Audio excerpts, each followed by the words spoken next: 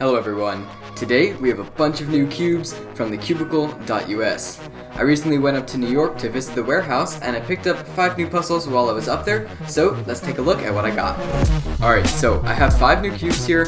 This one is the Master Kilominx from ShengShou. Then we have the MGC 2x2. This is the FangYuan V2M, the new Rubiks 2x2, and the MF9. Let's go ahead and start off with this ShengShou Master Kilominx. Oh darn. Alright, so this is the ShengShou Master Kilominx. I totally thought I had picked up a black one at the store, but apparently I didn't. I got it in white. I might swap it out, but I'll still give my first impressions on the turning. It's really super smooth, just as I expected it to be. The turning is very fast, it's not uncontrollable, but you know, it's your typical ShengShou quality Minx puzzle. I primarily wanted this one to fill in the collection. This is the 1x1 Megaminx, and then you have the ShengShou 2x2 Megaminx, I guess the Kilominx technically. Then you have the 3x3, and then the 4x4 was the one that I didn't have. This one is not ShengShou, and I'll probably get the ShengShou one eventually because the MF8 Gigaminx is really terrible. So I have the Gigaminx, and then finally there's the Elite Kilominx, the 6x6 version that I have, also from ShengShou, and this turns really amazingly as well.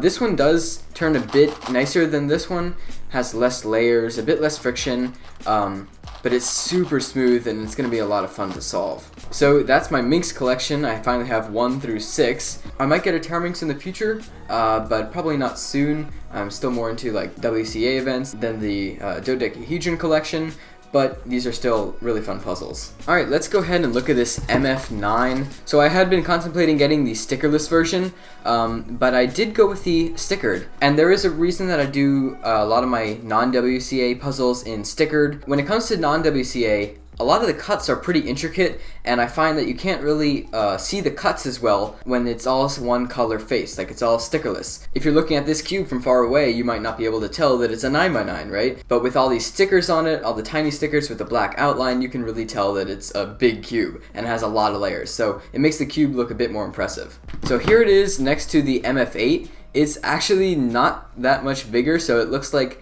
basically it's the same size. The outers look a tiny bit bigger, and the inners actually look a bit smaller now that I'm looking at it, but the size is still manageable in the hands. And here it is next to my Yushin 9x9. It's a full outer layer bigger. So if you just take this outer layer off, yeah, that's the size of the MF9.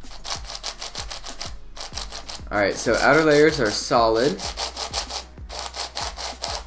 It's pretty tight, so these inner layers, wow, they are really tight. And they get looser as you go towards the outside.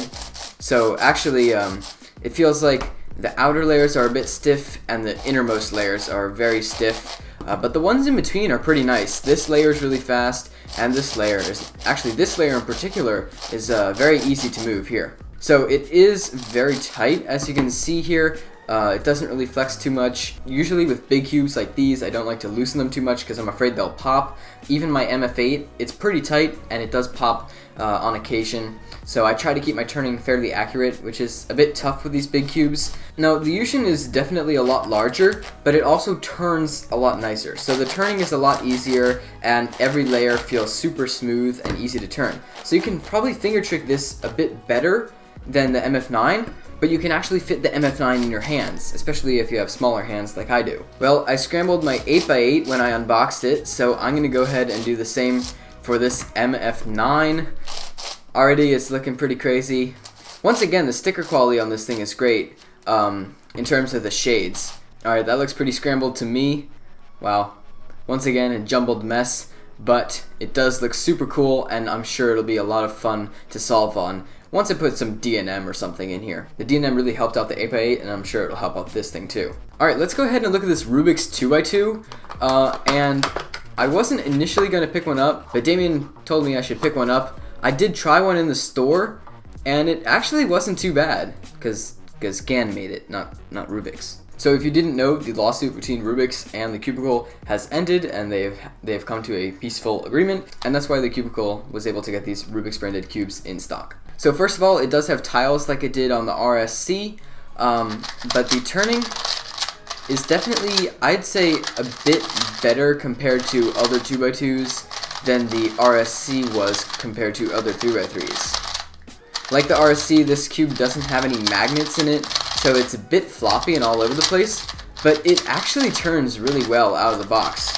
So the cube is really light and airy and has pretty quick turning, and it feels slightly hollow on the inside. So to me it felt like a mix between the Yushin White and the Guoguan Xinghen, because the Xinghen was kind of like flexible like this thing is, and the Yushin White wasn't too flexible, but it had that light airy feel. So those two feelings kind of combined to make a flexible, airy, light turning cube. And I think with magnets actually this cube could be pretty good. So this is the old Rubik's 2x2. I've had this thing for years, and it's tiny and it turns terribly. So I've put D&M in this in the past, and I've been to Maru, and it's still just terrible. It barely turns. I personally like magnetic 2x2s, so I find this to be fairly floppy, and I wouldn't use it as my main over something like the Angstrom Weipo. However, it is a viable option if you don't like magnetic 2x2s. I think it would be a bit of a hassle to magnetize it yourself, so if you really want a magnetic one, I would not recommend this at all. But as far as non-magnetic 2x2s go, it's actually pretty good. This is the ShengShou FangYuan V2M, and it comes in this pretty cool box. The logo, I never really understood. It says it's like ShengShou but without the H's. Alright, so this is the FangYuan V2M, and I've tried the original FangYuan. I really liked it, and I did really like the ShengShou Pearl. And I kind of wanted to magnetize it, but it didn't look to me like there would be enough space in the corner pieces for magnets. So now we have a stock magnetic cube from ShengShou.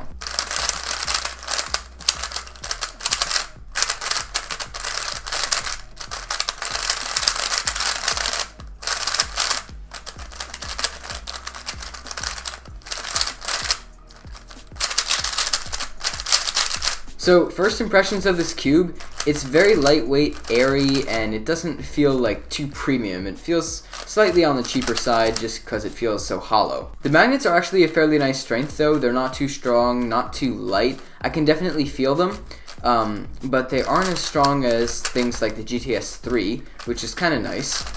The cube also feels like fairly flexible when I'm turning, like it's kind of all over the place. And the tensions don't seem to be too loose. I feel like I don't quite like it as much as the Pearl actually. It feels a bit more flexible than the Pearl, and the Pearl was fairly rigid.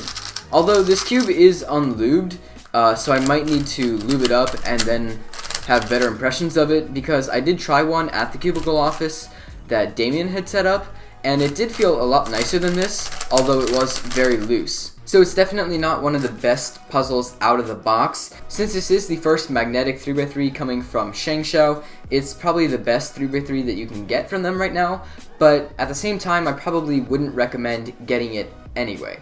There are still a lot of better options that you can get for around the same price. For example, the MGC is around $15, I believe this is around $20, and the MGC is also a very good budget magnetic cube. Then again, while I was at the cubicle, Phil told me he didn't like either of these cubes, so I don't know.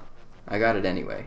So I saved my favorite, or the one I'm most excited for last. This is the MGC 2x2. Once again, we have this super excessive box just to get into the cube. It comes with a bag of extra magnets, and it comes with also a bag of extra springs and washers. Alright, first of all, this entire side is kind of wet with lube. It's really weird. You can see that entire blue side is just covered in lube. Alright, so MGC 2x2. Wow.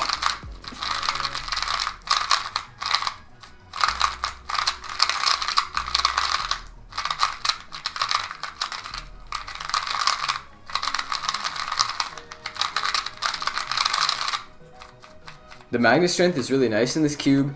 Not too strong, not too weak, in my opinion. I think it's really nice. The turning just flows so effortlessly. I'm not feeling like any lockups whatsoever. The turning is super smooth and fluid also. So it seems like it works super well with my turning style. So my current main is the Angstrom Weipo. I'm basically using it since it's really fast and I can control it well, and the turning is also super fluid like it is on this cube. So this one probably could be my main if I wanted it to be. I feel like at this point there are so many good 2x2s out right now. that I could use a lot of them and get my average on a lot of different cubes. And at the moment, this MGC actually is reminding me a bit more of the MF2M from the Cubicle Labs than the Angstrom Weipo. It does feel a bit lighter, kind of cheaper, maybe like thinner plastic than the Angstrom Weipo. The Weipo feels heavy, it feels solid, it feels like a premium cube, and this one you can feel that it is a bit on the cheaper side. This is less than $10, and it has the same sort of chunky, almost blocky feeling, but it still has amazing corner cutting and amazing fluidity. So I'm really impressed with the turning quality of this cube, especially because it comes in at less than $10 at the Cubicle.us. So I'm super excited for this 2x2 to be out, and it'll definitely make nice quality magnetic 2x2s available to more people. So if you're on a budget and you want a nice premium 2x2, the MGC 2x2 would definitely be a great way to go. The MGC 3x3 was also like a budget magnetic cube. It was only $15. I feel like a lot of 3x3s were better than the MGC was, even though it was recognized as a budget cube.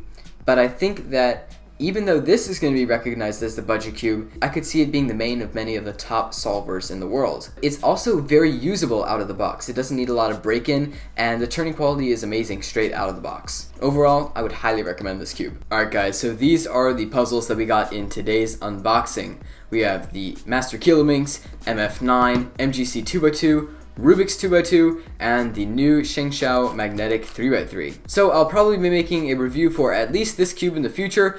I might actually make a review for this Rubiks 2x2 because it's a big step up from any other 2x2, really any other cube Rubiks has ever made before. If you'd like me to review any other cubes that I got in today's unboxing, leave a comment in the comment section below and let me know which cube you want to see a review on. Thank you so much to the Cubicle.us for hooking me up with all of these puzzles from their warehouse. If you'd like to buy any of these cubes from their store, I will have a link in the description below so you can buy each and every one of these puzzles. So that's about all I have for this video. Thanks for watching, guys. Bye.